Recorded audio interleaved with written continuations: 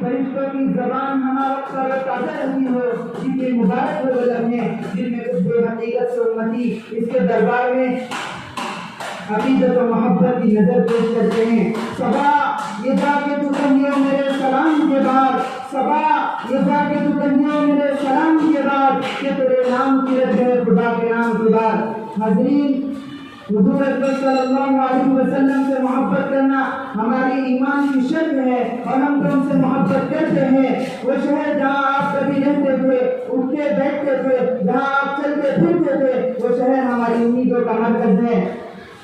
وہ طیبہ کی وہ خاک جہاں کبھی آپ کے قدم مبارک پڑے، اس کو ہم اپنی آنکھوں کا سرما سمجھتے ہیں۔ یہاں کھجور کی شاخوں پر چاند اترتا ہے، یہاں کھجور کی شاخوں پر چاند اترتا ہے، یہاں زمین کو سورج سلام کرتا ہے، یہاں پہاڑ سے آتی ہے پھول کی خوشبو اور بسی ہوئی ہے فضا میں رسول کی خوشبو۔ حاضرین، میں آپ کو بتاؤں کہ حضور اکرم صلی اللہ علیہ وسلم سے کس طرح محبت کی جانی چاہیے۔ رستے بہت سے مسلمان لوٹ رہے ہیں، مدینہ میں بھی خبر پہنچ رہی ہے کہ اللہ کے نبی زخمی ہو چکے ہیں۔ رسول اکرم صلی اللہ علیہ وسلم کی ایک سچی عاشقہ اور ایک سچی دیوانی اور رسالت کی ایک سچی عاشقہ بے قرار ہے کہ میرے نبی کا کیا حال ہے، میرے نبی کس حال میں ہے۔ کوئی آنے والے لوگوں سے پوچھتی ہے کہ لوگوں مجھے بتاؤ میرے نبی کس حال میں ہے۔ ایک نوجوان کہتا ہے اور بتاتا ہے، اما جان، نبی کے تو دندان مبارک بھی شہید ہوئے لیکن آپ کے بھائی شہید ہو چکے ہیں۔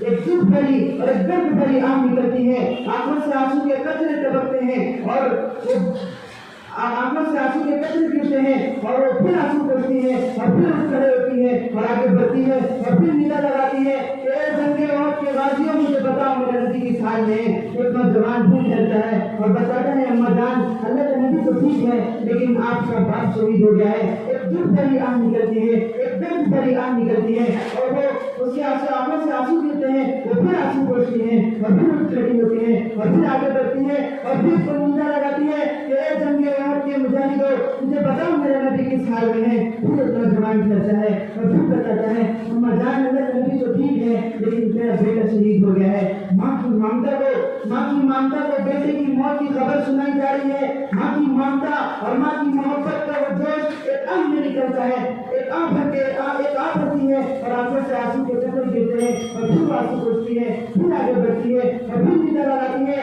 کہ لوگوں مجھے بتاؤ میرے نبی کس حال میں ہے۔ اب بھی بے قرار ہے کہ نہ باپ کی موت پہ ماتم ہے، نہ بھائی کی موت کا نوحہ ہے، نہ جگر گوشے کی موت پہ غم ہے۔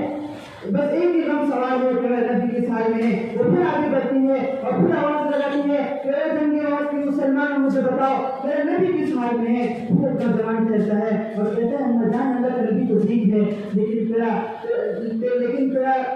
تیرا شوہر شہید ہو گیا ہے۔ وہ پیر تلے سے زمین نکل جاتی ہے اور وہ ایک دکھ بھرے دل سے آنکھ نکلتی ہے اور آنکھوں سے آنسو گرتے ہیں، وہ پھر آنسو پوچھتی ہے اور پھر آگے بڑھتی ہے اور پھر ندا لگاتی ہے، مسلمانوں مجھے بتاؤ میرا نبی کس حال میں ہے، میرے نبی کس حال میں ہے۔